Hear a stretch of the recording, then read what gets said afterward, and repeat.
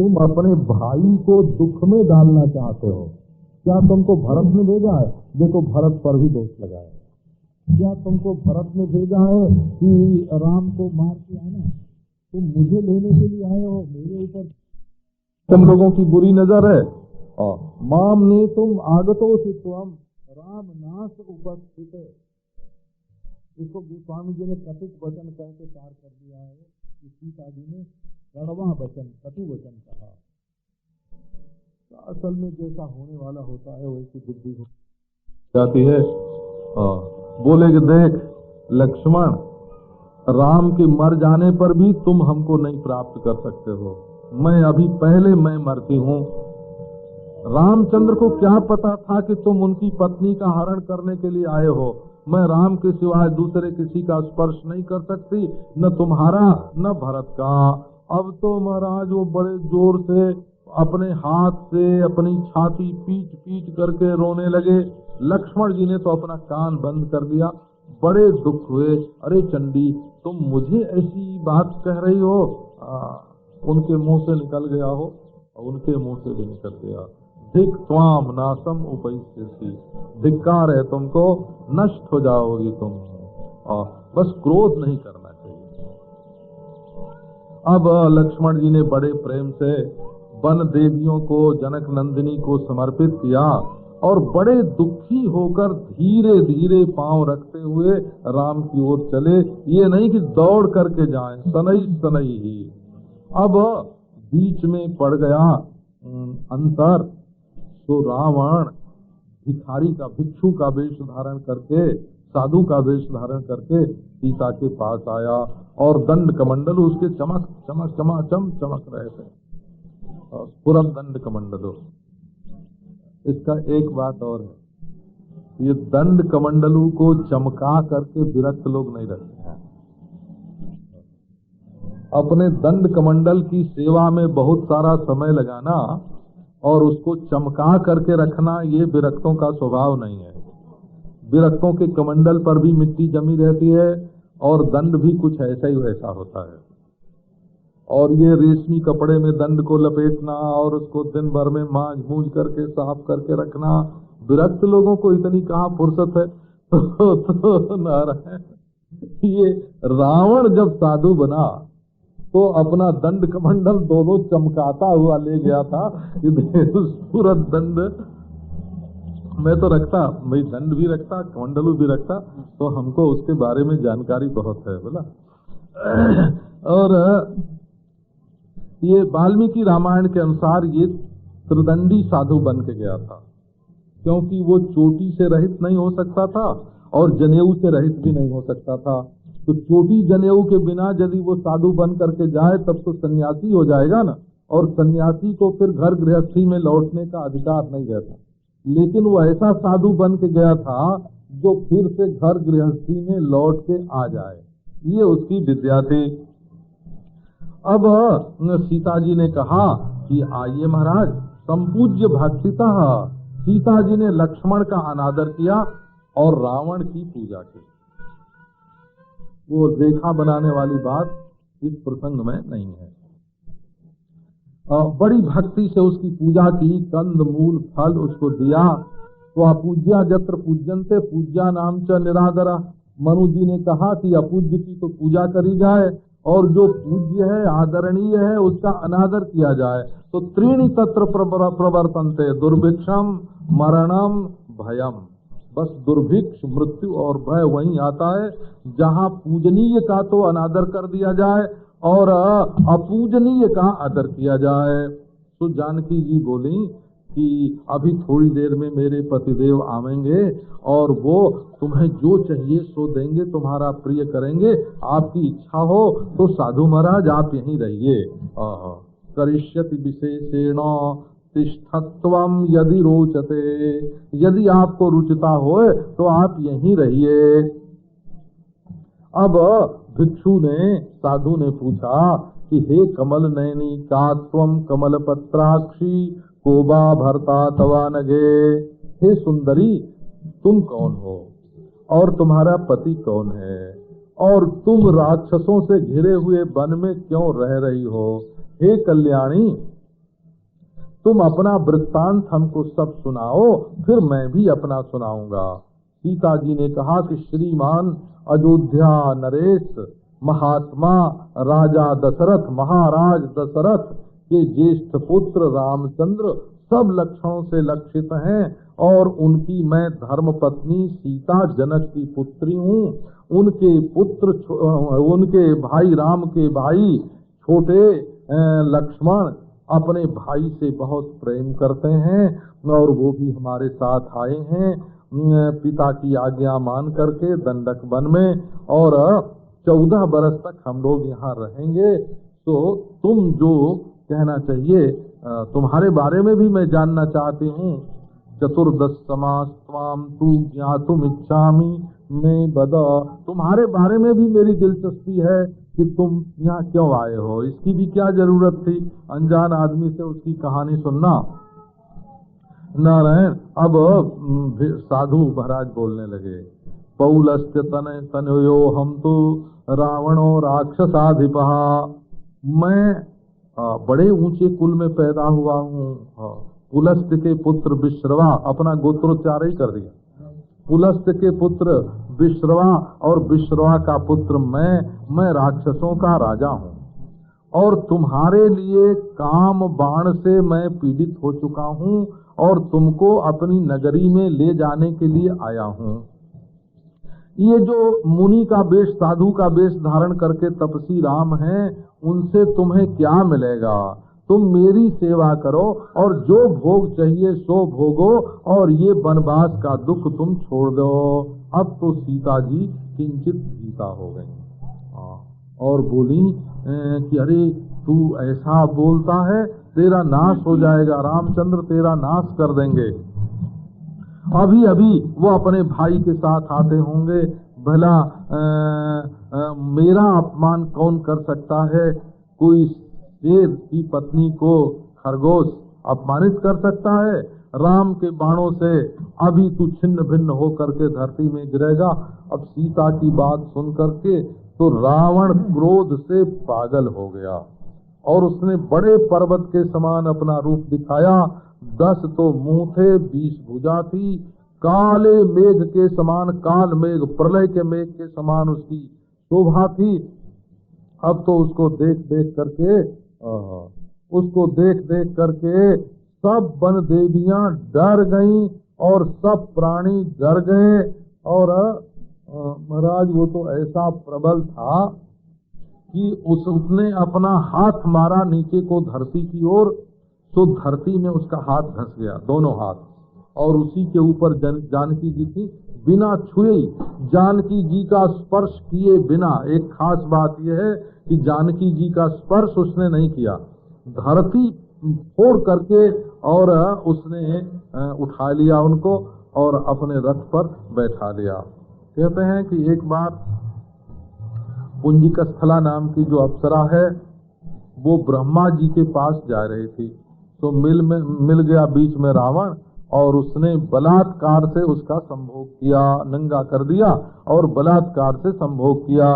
इस पर ब्रह्मा जी बहुत नाराज हुए और उन्होंने रावण को शाप दे दिया कि तुम यदि परस्त्री का, उसकी इच्छा के बिना, स्त्री की इच्छा के बिना यदि उसका स्पर्श करोगे तो तुम मर जाओगे। तो ये ब्रह्मा जी का शाप होने के कारण रावण किसी से बलात्कार नहीं करता था। जब स्त्री राजी हो जाती थी उससे, तब वो उसको अपनी सज्जा पर ले जाता था, नहीं तो छूता भी नहीं था। तो नखैर उद्धृत्य नखततो विदार्य धरणी नखैर उद्धृत्य बाहुभिः तोलयित्वा, बाहों से तौल करके उसने रथ में डाल दिया और आकाश मार्ग से चल पड़ा। हाय राम हाय लक्ष्मण करके श्री जानकी जी रोने लगी भयोद्विग्न हो करके। अब ये आवाज पहुंच गई जटायु जी के पास। वो तो महाराज बैठे हुए थे सिमट के। अब तुरंत पहाड़ पर से उठे, उनकी चोंच तो बड़े तीव्र, ठहरो ठहरो कह करके ललकारा रावण को, तुम हमारे सामने जानकी को कहाँ लिए जा रहे हो? तुमने चोरी की है जगन्नाथ लोकनाथ की भारजा और घर में इस समय कोई नहीं था, इसलिए ऐसा किया है। जैसे कोई कुत्ता यज्ञ की मंत्रपूत हवि को ले जा रहा हो, ऐसे तुम लिए जा रहे हो। जा करके जटायु ने वो चोंचे मारे कि रथ उसका चूर चूर हो गया और घोड़े मार गए, और पांव से अपने पंजे से मार के उसके धनुष को तोड़ दिया। अब तो सीता जी को अलग छोड़ करके रावण ने तलवार उठाई और जटायु के पांख उसने तलवार से काट दिए। वो बेचारा पांख कट जाने पर गिर पड़ा और दूसरे रथ से सीता को लेकर और रावण चल पड़ा। राम रामेति, अब और हाय राम पुकार रही, कोई रक्षक तो वहाँ है नहीं। बोले हाँ राम, हाँ जगन्नाथ, मैं कितनी दुखिया हूँ, देख नहीं रहे हो, ये राक्षस मुझे उड़ाए लिए जा रहा है। हाँ लक्ष्मण, हे महाभाग, मैं तुम्हारी अपराधिनी हूँ, मेरी रक्षा करो। हाँ लक्ष्मण महाभागो त्राहि माम अपराधिनी, मैंने वाणी के बाण से तुमको मारा है, मेरे प्यारे देवर मुझे क्षमा करो। इस प्रकार वो चिल्ला रही थी।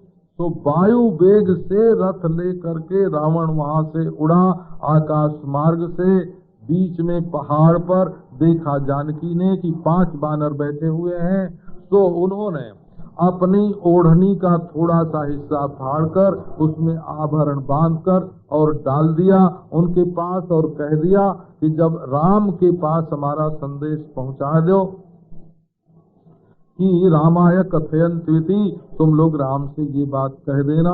अब समुद्र को लांग करके रावण लंका में गया अपने अंतःपुर में, और अशोक रहस्य एकांत में। यहाँ एक बहुत बढ़िया बात लिखी है, स्वांतःपुरे रहस्येताम अशोक विपिने क्षिपत राक्षसी भी परिवृताम मातृबुद्ध्यान्वपादयत्। ये बात सचमुच बहुत अद्भुत है। अपने अंतःपुर के एकांत बगीचे में जहाँ अशोक के पेड़ थे वहाँ ले जाकर सीता जी को डाल दिया हो, ये नहीं कि हाथ पकड़ के बैठाया हो, अक्षिपत, और राक्षसियां घेर करके पहरा देने लगी। और मातृबुद्ध्यान्वपादयत्, ये हमारी माँ है, इस बुद्धि से रक्षा करने लगा। गोस्वामी जी ने भी इसका इशारा किया है, मनमह चरण बंदी सुख माना। ये असल में बैकुंठ के जय विजय हैं।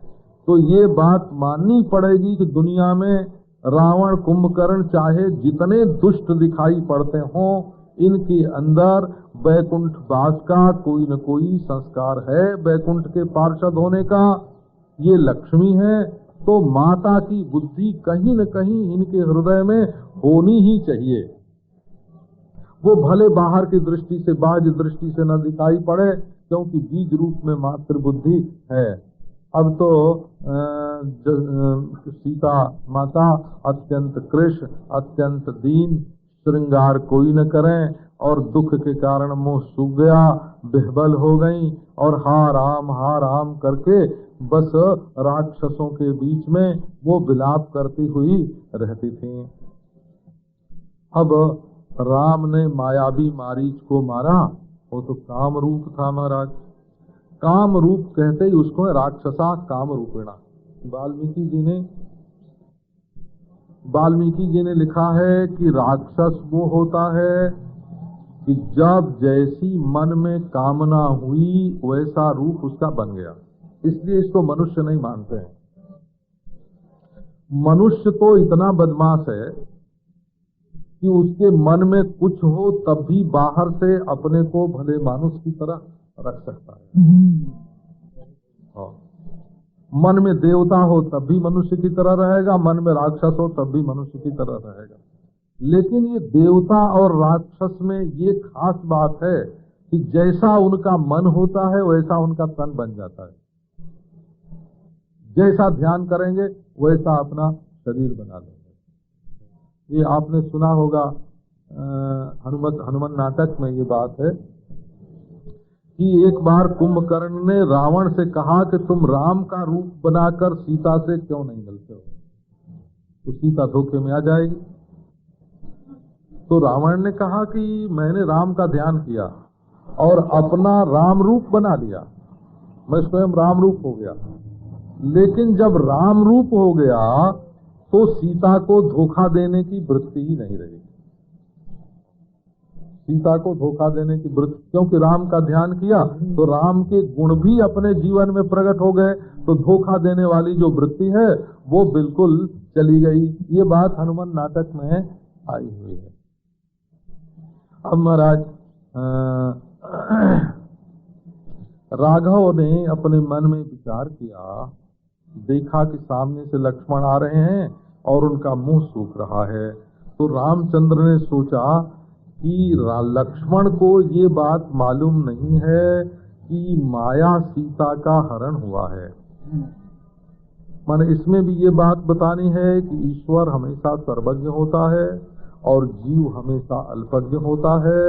ईश्वर का जो समग्र ज्ञान है वो जीव के भीतर कभी नहीं आता है।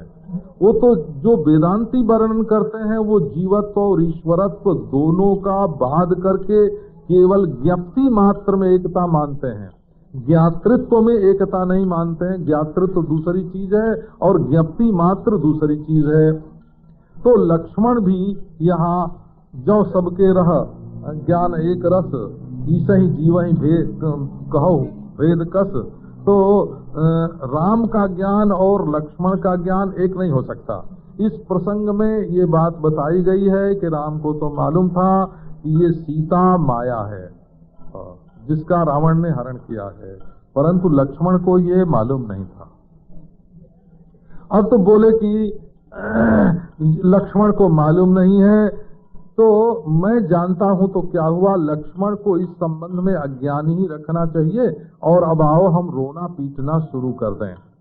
यदि मैं ये सोचूंगा कि अरे माया की सीता गई तो गई और चुपचाप घर में बैठ जाऊंगा, तो राक्षसों के मारने की जो लीला है, वध की जो युक्ति है वो नहीं बनेगी। इसलिए अब हमको शोक करना चाहिए। दुख संतप्त काम को यथा, अब हम दुख संतप्त होकर के कामी की तरह रहेंगे। तो तदा क्रमेणानुचिन्वन् सीताम जास्ये सुरालयम रावणम सकुलम हत्वा। इसमें एक युद्ध की नीति भी है, रणनीति है। वो रणनीति क्या है कि दुश्मन ये समझे कि पत्नी के हरण से रामचंद्र बिल्कुल व्याकुल हो गए हैं और उनको तो ये भी पता नहीं है कि सीता को हर के कौन ले गया है। ये भी जाहिर नहीं करें कि राम को पता है कि रावण हर के ले गया है, और ढूंढने में इतना प्रयास किया जाए कि वो तो समझें कि अभी ढूंढ रहे हैं और हम लोग ढूंढते ढूंढते किष्किंधा में पहुंच जाएं और वहां से फिर ढूंढते ढूंढते समुद्र के किनारे पहुंच जाएं। वो इसी धोखे में रहे कि उनको मालूम नहीं है और हमारी सेना संगठित हो जाए। तो ये वानरों की सेना संगठित करने के लिए ये आवश्यक है कि लक्ष्मण को भी पता न लगे और ढूंढते ढूंढते हम लोग पहुंच जाएं। तदा क्रमेणानुचिन्वन् सीताम या से सुरालयम, क्रम क्रम से सीता को ढूंढते हुए हम राक्षस के महल तक पहुंच जाएंगे और सकुल रावण का नाश करके और सीता को फिर से अग्नि में डाल के, माने जो माया सीता है उसको अग्नि में डाल के और असली सीता को निकाल के फिर अयोध्या चले जाएंगे। मैं तो ब्रह्मा की प्रार्थना से मनुष्य के भाव में पैदा हुआ हूँ, मनुष्य भाव से रह रहा हूँ, तो मैं शोक करूंगा। इसलिए जो लोग माया मनुष्य का चरित्र श्रवण करेंगे उन्हें अप्रयास से मुक्ति हो जाएगी। असल में ये जो जीवात्मा का स्वरूप है ये भी मनुष्य का नहीं है, ये भी माया मनुष्य का ही स्वरूप है। अविद्या से ही उसने अपने को मनुष्य मान रखा है, नहीं तो हड्डी मांस चाम विष्ठा मूत्र का बना हुआ ये शरीर ये कहीं आत्मा हो सकता है। अब तो ऐसा निश्चय करके रामचंद्र ने देखा सामने लक्ष्मण, बोले अरे ओ लक्ष्मण, तुम सीता को छोड़कर ऐसे अकेले क्यों आ रहे हो? वो तो मेरी बड़ी प्यारी है, कहीं कोई राक्षस उठा के ले गया हो, खा गया हो। अब तो लक्ष्मण जी हाथ जोड़कर बोले कि महाराज सीता जी ने ऐसे ऐसे कहा, रोने लगे लक्ष्मण जी। उसने राक्षस सीता ने लक्ष्मण की राक्षस की वाणी सुनी, हाय लक्ष्मण, और उसने आपकी वाणी समझ ली और मुझसे ऐसे ऐसे कह के बड़े परुष अक्षरों में बड़े कटु वचन से कह के हमको वहां से भगाया। मैंने बहुत समझाया कि ये राम की आवाज नहीं है, तुम स्वस्थ हो जाओ, प्रसन्न हो जाओ, परंतु मेरी बात उसने नहीं सुनी और जो दुर्वचन उन्होंने कहे तो वो तुम्हारे सामने बोलने लायक नहीं है। मैं तो कान बंद करके भाग आया महाराज उससे तुम्हारा दर्शन करने के लिए। राम ने कहा कि देखो लक्ष्मण, जरूर उसने दुर्वचन कहा, ये तो ठीक है, परंतु फिर भी उसकी बात पर ध्यान देके तुमने अनुचित किया। रामस्तु लक्ष्मणम प्राह तथाप्यनुचितम कृतम। कोई गुस्से में आके या मूर्खता से, नासमझी से कोई बक रहा हो तो उसकी बात पर ध्यान नहीं देना चाहिए। तुमने ध्यान देके गलत किया। त्वया स्त्री भाषितम सत्यं कृत्वा त्यक्ता शुभानना। तुमने स्त्री की बात को सच्ची समझ लिया।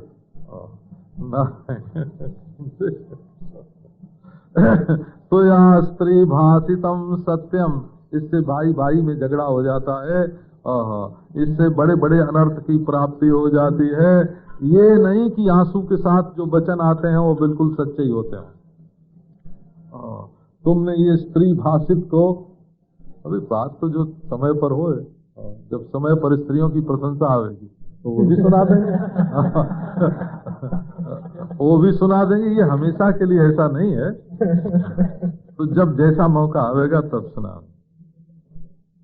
इति चिंता परो नारायण। तुमने स्त्री के भाषण को सच मानकर और जानकी का परित्याग कर दिया। कोई राक्षस उठा ले गया हो, खा गया हो, इसमें कोई शंका नहीं है। अब तो बड़ी चिंता से राम आश्रम में आए, वहां देखा तो जानकी जी है नहीं। अब तो दुखी होकर विलाप करने लगे। हा प्रिय क्व गतासि त्वं नासि पूर्ववदाश्रमे। हा जानकी क्वासी हा। हनुमान नाटक में ऐसा बढ़िया इसका वर्णन किया है इस प्रसंग का। हा जानकी क्वासी हा। व्याकुल हो करके लता से, वृक्ष से, वन देवियों से, मृग से, पक्षी से, वृक्ष से पूछने लग गए कि सीता कहाँ है, तुमने देखी है क्या? अब देखो सर्वज्ञ है रामचंद्र, लेकिन सीता को ढूंढते हैं। देखो सर्वज्ञ सर्वथा क्वापी नापश्यद रघुनंदन, कहीं जानकी उनको दिखती नहीं है। आनंदोप्यन्वशोचत, आनंद स्वरूप होने पर भी जानकी के लिए शोक करते हैं। अचलोप्यनुधावती, अचल होने पर भी दौड़ते हैं। निर्मम निरहंकार अखंडानंद रूप होने पर भी हाँ मेरी पत्नी, हाय मेरी सीता, अत्यंत दुखी होकर के विलाप करते हैं। इस प्रकार भगवान श्री रामचंद्र माया का अनुसरण करते हैं, यद्यपि उनके मन में कहीं भी आसक्ति नहीं है। अब वाल्मीकि रामायण में जब ऐसे प्रसंग आते हैं तो वहाँ ये नहीं कहा जाता कि ये भगवान है, कि सर्वज्ञ है, कि आनंद रूप है, कुछ नहीं। वो तो जैसे रोते हैं वैसे ही रोना उनका वर्णन किया जाता है। क्योंकि ये जो भक्ति ग्रंथ हैं इनका तो अभिप्राय ये रहता है कि हर समय श्रोता के मन में राम भगवान के रूप में ही रहें। जहाँ कहीं उसको शंका होने लगती है या भगवान की भगवत्ता भूलने लगता है, संभाल देते हैं और कह देते हैं देखो देखो ये साक्षात भगवान हैं, ऐसा वैसा नहीं समझना। परंतु वाल्मीकि रामायण चरित्र प्रधान है, वहाँ तो मनुष्य के से चरित्र का वर्णन है। तो ये भगवान रामचंद्र मूढ़ों की दृष्टि से आसक्त के समान मालूम पड़ते हैं। तत्वज्ञानी लोग इनको आसक्त नहीं समझते हैं। अब सारा वन ढूंढ लिया और उसके बाद आगे गए तो देखते हैं एक रथ टूटा पड़ा है, छत्र है, धनुष है और धुर्रा है, ये सब वहाँ टूटे हुए पड़े हैं। बोले देखो लक्ष्मण, जानकी जी को ले जाते समय मालूम पड़ता है कि हरने वाले को किसी ने मार करके फिर उसके हाथ से स्वयं हर लिया है। अब तो रामचंद्र ने कहा देखो ये हरने वाले को खा गया और स्वयं जानकी को ले गया, लाओ धनुष बाण। ऐसे माने ये जो अंदाजी बात होती है ना, वो राम जी भी ऐसी करते हैं, तो दूसरों के बारे में तो बहुत ही सावधान रहना चाहिए। अब तो महाराज गृध्रराज को ही देख करके जटायु को मारने के लिए तैयार हो गए। तो जटायु ने कहा महाराज मैं जटायु हूँ और मैंने तुम्हारी पत्नी के हरण करने वाले का पीछा किया था, उसके साथ मेरा युद्ध हुआ, मैंने ही उसके घोड़े रथ धनुष को छिन्न भिन्न कर दिया और अब मैं मर रहा हूँ, तो आप मुझे मत मारिए। अब तो रामचंद्र ने देखा कि अरे ये तो दीन है, कंठ प्राण हो गया है, हाथ से जा करके उसको छुया। वर्णन आता है ना कि जटायु को उठा करके तो भगवान ने अपने कंधे पर रख लिया और आंखों से रामचंद्र के आंसू गिरने लगे। जटायु की धूल जटान सौ झारे, जटायु के शरीर में जो धूल लगी थी उसको रामचंद्र ने अपनी जटा से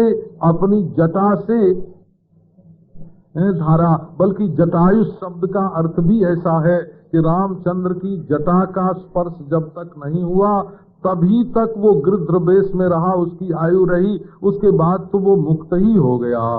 रामचंद्र के पूछने पर उसने बताया कि रामचंद्र ने पूछा तुम मेरे लिए, मेरे काम के लिए मारे गए, तुम मेरे प्रिय बंधु हो, तुम बताओ जटायु सीता का हरण किसने किया है। अब उससे बोला तो जाता नहीं था, मुंह से खून गिर रहा था।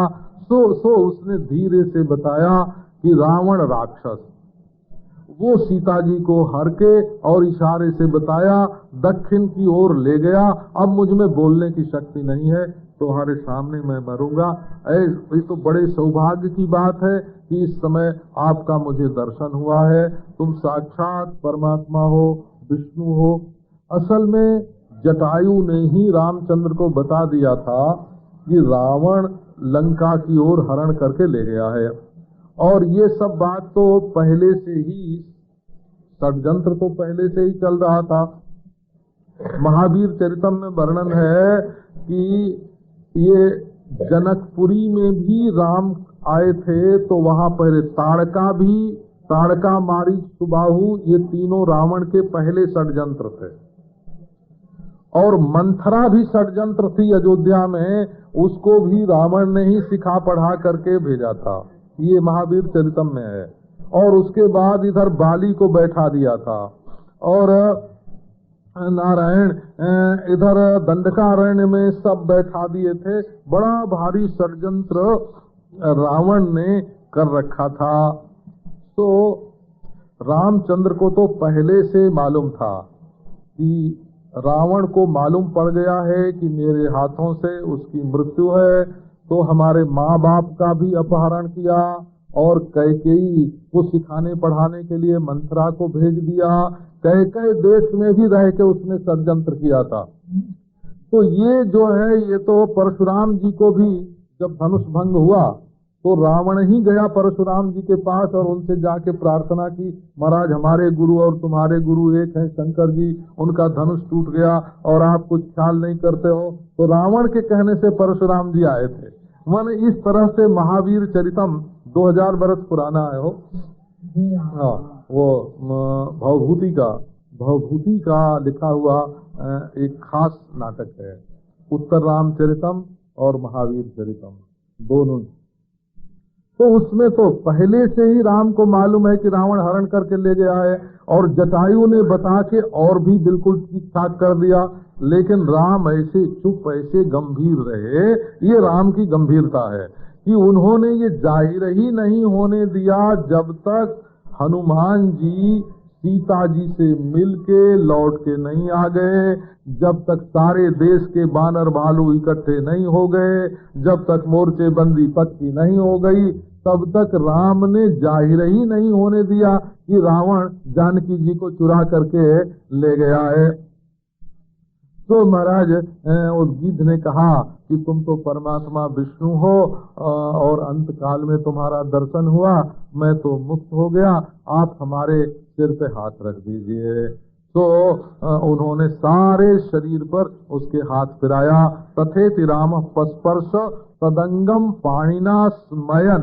अब सीता जी को तो भूल गए, गीध की तकलीफ देखकर सीता जी को भूल गए, सीता जी का हरण हुआ है, मुस्कुराने लग गए और मुस्कुराते हुए की झांकी जटायु के चित्त में बैठाई और फिर उसका शरीर जब पूरा हो गया तो उसके लिए शोक किया। लक्ष्मण के द्वारा लकड़ियां मंगवाई और जैसे कोई पिता माता का अंत्येष्टि संस्कार करता है वैसे स्नान कर उसको भस्म करके स्नान करके उसके लिए जो दान पुण्य करना चाहिए सो सब करके जटायु से भगवान ने कहा अब तुम मेरे स्वरूप वैकुंठ में जाओ और जैसा मेरा स्वरूप है वैसे ही स्वरूप तुमको प्राप्त हो।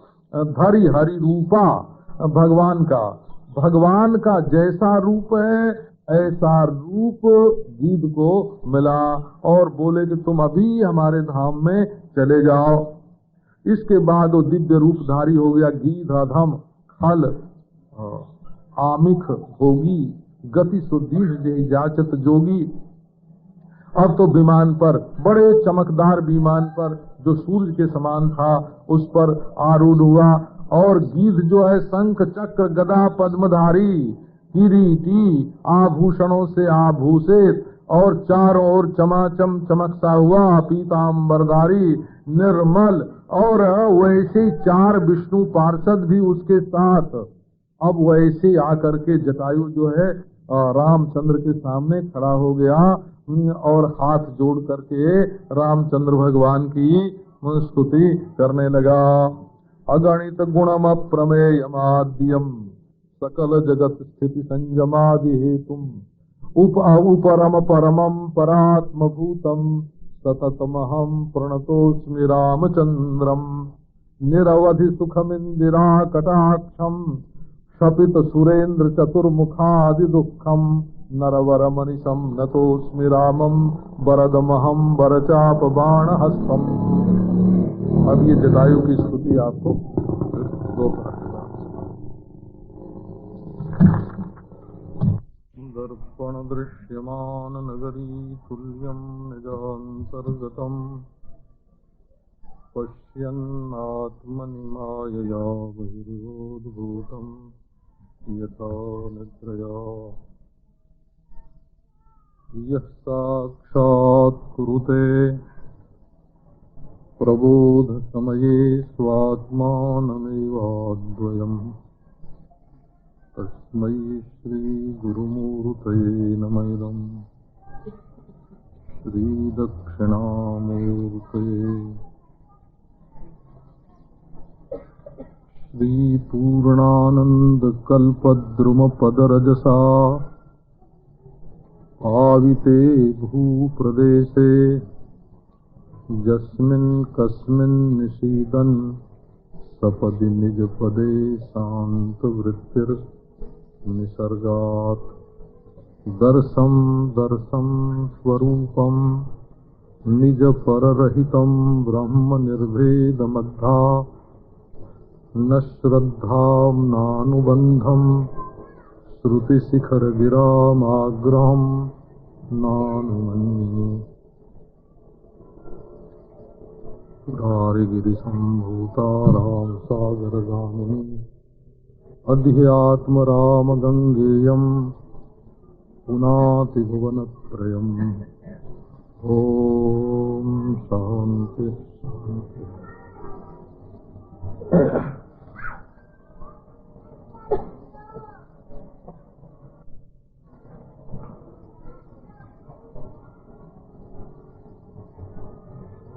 जिसको थोड़ी देर पहले लोग गीध के रूप में देखते थे वो राम के रूप में हो गया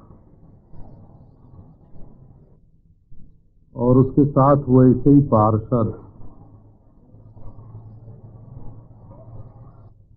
दिव्य रूप चमाचम चमके शंख चक्र गदा पद्म किरीटधारी पीताम्बरधारी 4 पार्षद उसके साथ। जोगी लोग उसकी स्तुति करें और वो राम की स्तुति करें।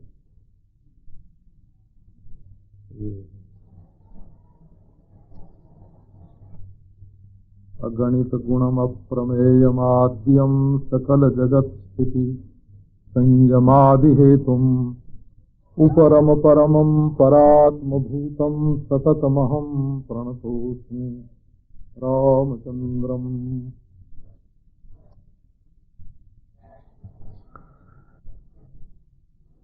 स्वरूप ज्ञान से एकता होती है और स्वभाव ज्ञान से शरणागति होती है।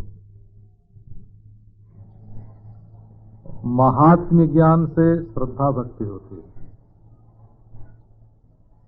महात्म्य ज्ञान में गुण का ज्ञान होने से चिंतन की सतत धारा बहती है, इसका भी विवेक होता है। विश्लेषण जहां होता है वो तो कोई लिहाज नहीं करता ना किसी का।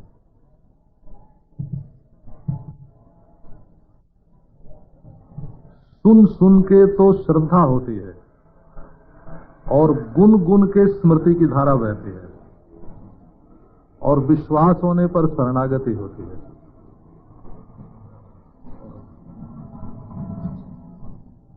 और साक्षात्कार होने पर एकता हो जाती है। ये गीत जी बोल रहे हैं,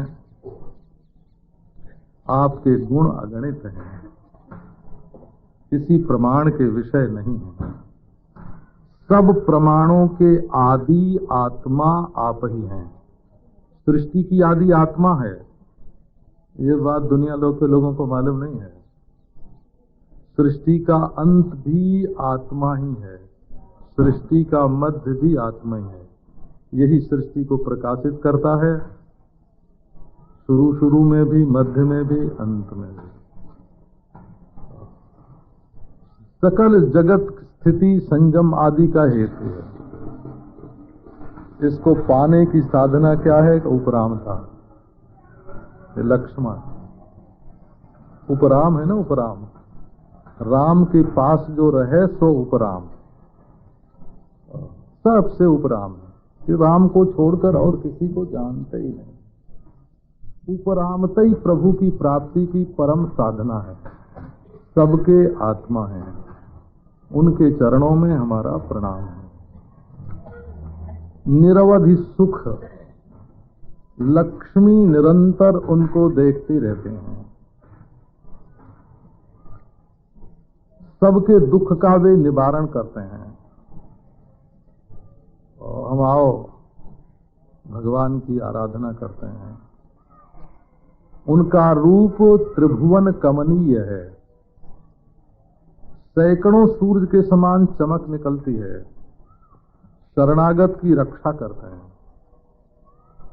और आपके हृदय में प्रेम का जहां से उदय होता है उसके पीछे बैठकर वे उसको देखते रहते हैं।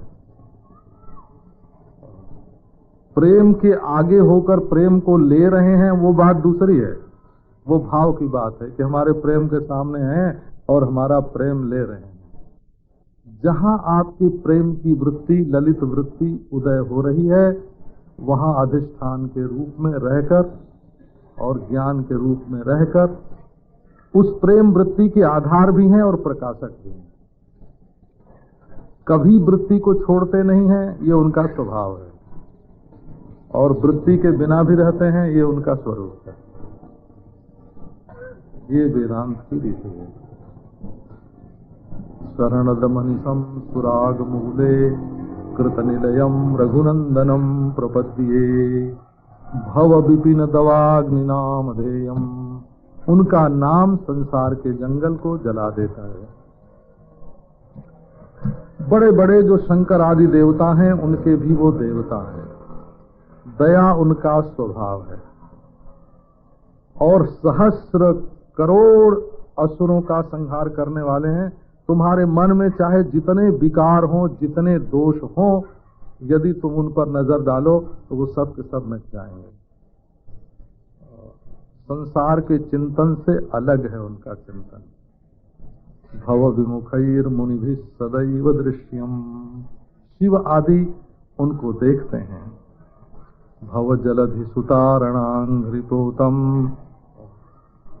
ये संसार रूपी जो सागर है, इसको भली भांति तार देने के लिए उनके चरण जहाज हैं। शरणमहम रघुनंदनम प्रपद्ये, मैं रघुनंदन की शरण ग्रहण करता हूँ। गौरी के मन में रहते हैं, गिरीश के मन में रहते हैं। जो उनका भक्त है उनके उसके लिए बड़े सुंदर हैं, और देवता दैत्य सब उनके चरणारविंद की सेवा करते हैं। ऐसे जो रघुनायक हैं उनकी हम शरण लेते हैं। जो लोग परधन और परदार इन दोनों से रहित हैं और दूसरे का वैभव देखकर जिनको खुशी होती है, ये देखो, परधन परदार वर्जिता नाम पर गुण भूति सुतुष्ट मानसा नाम। दूसरे में गुण देखकर और दूसरे का वैभव देख के मन खुश हो जाता है कि आहा, इसकी कैसी उन्नति हुई। दूसरे का गुण सुन के सुनत हर खाही, तुलसीदास जी ने कहा है। और जो दूसरे की भला में लगे रहते हैं वही अम्बुज लोचन रघुवर राम की बढ़िया सेवा कर सकते हैं। उनकी सबसे बढ़िया सेवा यही है। मुख पर मुस्कान और भक्तों के लिए अति सुलभ, नील रत्न के समान आंखों में प्रेम, ऐसे ईश गुरोर गुरुम प्रपद्ये। सर्व गुरु जो शंकर हैं उनके गुरु को हम शरण ग्रहण करते हैं। एक ही परमेश्वर ब्रह्मा विष्णु महेश सबके रूप में प्रकट होता है। जैसे पानी के बर्तन बहुत हो, सब में पानी भरा हो, और एक ही सूरज उनमें अलग अलग प्रतिबिंबित होता है, ऐसे ब्रह्मा विष्णु महेश ये तो पानी के बर्तन की तरह हैं। उसमें प्रतिबिंबित होने वाला आत्म सूर्य एक ही है। रतिपति शतकोटि सुंदरांगम सतपथ गोचर भावना विदूरम यतिपति हृदय सदा विभातम रघुपति मार्तिहरम प्रभुम प्रपद्ये। उनके एक एक अंग कोटि कोटि रतिपति काम के समान सुंदर है, और सतपथ गोचर भावना जो है बृहदारण्यक उपनिषद में परमात्मा के स्वरूप का जैसा वर्णन है उसके बिल्कुल निकट है।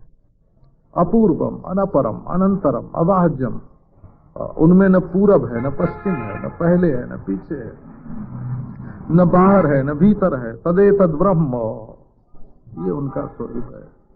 और महात्माओं के हृदय में सदा वे प्रकट रहते हैं। ऐसे प्रभु की हम शरण लेते हैं। अब तो राम जी गीधराज पर बड़े प्रसन्न हुए कि तुम जाओ हमारे विष्णु के परम पद को प्राप्त हो। इस स्तोत्र का जो आश्रय लेता है उसको भगवान का सारूप्य प्राप्त होता है, और मृत्यु के समय उसको भगवान की याद आती है। रामचंद्र ने जो कुछ कहा उसको गीध ने आनंद में भर कर सुना। वो तो राम के बराबर हो गया। राम का ये स्वभाव है कि वो अपने से छोटा तो किसी को रखते ही नहीं। जो उनसे प्रेम करे उसको अपने सरीखा बना लेते हैं, और महात्माओं को तो अपने से बड़ा मानते हैं। रघुनंदन साम्य महास्थिता प्रजजौ ब्रह्म सुपूजितम पदम। इसके बाद राम लक्ष्मण दोनों वन में आगे बढ़े। अब फिर दुखी हो गए। जब तक जटायु के सामने रहे उससे बातचीत करते रहे तब तक सुख, और जटायु गया तब तक दुखी हो गए। ये सुख दुख अपने ही बुलाए हुए होते हैं। इसमें यही देखना है कि आप किसको बुलाकर अपने पास ज्यादा देर रखना पसंद करते हैं। ये घर के नहीं है, सुख दुख दोनों घर के नहीं है, उधार ही माल है। सुख बुला लो तो सुख है, दुख बुला लो तो सुख। अब रामचंद्र ने कहा बस बस, अब आजा दुख आया, आओ अब सीता को ढूंढे। अब सीता को ढूंढने के लिए चले तो आगे क्या देखते हैं कि एक राक्षस है। राक्षस भी कैसा महाराज कि न उसकी आंख है न कान है, और उसका बड़ा भारी मुंह छाती में है। लो छाती में उसका मुंह और बाहु उसके बड़े बड़े हैं। ये भोग रहित कर्म है। ऐसा कर्मी महाराज, जोजन जोजन भर के बाहु। हमको कभी कभी कोई सेठ बताते हैं, महाराज हम कमाते हैं, हमारे पास पैसा आता है, पर क्या होगा मालूम नहीं पड़ता। रखते जा रहे हैं, लगाते जा रहे हैं, रखते जा रहे हैं, पर होगा क्या कुछ मालूम नहीं। हाँ, एक उस सेठ ने भी, वो जिसके घर में करोड़ों रुपए पकड़े गए थे मुंबई में, वो भी पहले हमसे यही 25 वर्ष से, हमारी 30 वर्ष से जान पहचान, हमसे यही कि महाराज क्या होगा, बेटा है नहीं, कमाई इतनी ज्यादा है, रखने की कोई जगह नहीं है, क्या करें, दिया नहीं किसी को। हाँ, वो तो सब पकड़ गया, बहुत ज्यादा पकड़ गया, सब तो नहीं पकड़ गया पर बहुत पकड़ गया, और जिनका था वो ले गए। तो क्या होगा? तो ये सज्जन क्या है कि इनका मुंह भी छाती में है और आंख कान बिल्कुल है नहीं, देखते सुनते नहीं है, न ज्ञानेंद्रिय है न भोग है, केवल बड़े बड़े हाथ हैं जोजन जोजन भर के, और जो उसके भीतर आवे उसको लपेट लें। इनका नाम है कबंध। सुख का नाम नहीं है इनको, का सुख का बंधन नहीं हो गया इनके। सबको दुख पहुंचावें। तो उन्होंने गलती से अनजान में राम लक्ष्मण को अपनी बाहों को के भीतर ले लिया। अब राम ने देखा, रे लक्ष्मण, हम लोग तो किसी बाहों के घेरे में आ गए हैं, अरे न इसके सिर है न पांव है और छाती में मुंह है, ये तो हम लोगों को समेटता जा रहा है, क्या करना चाहिए? अब निकलने का तो कोई रास्ता नहीं है। कर्म तो कभी कभी ईश्वर को भी बांध लेना चाहता है। देखो, हमारे जो सबसे बड़े कर्मी हैं पूर्व मीमांसक, वो तो ईश्वर को मानते ही नहीं, कहते हैं हम अपने कर्म से ईश्वर को बना लेंगे, हमारा जजमान ही ईश्वर है। अब क्या करना चाहिए? लक्ष्मण ने कहा कि महाराज अब सोच विचार मत करो, आओ हम लोग इसकी एक कर्म बाहु जो हैं इनको काट दें। तो खड्ग ले करके दाहिना हाथ राम ने काट दिया और बायां हाथ लक्ष्मण ने काट दिया। अब तो वो बोला कि जी तुम लोग कौन हो, देवता हो असुर हो, कौन हो ऐसे?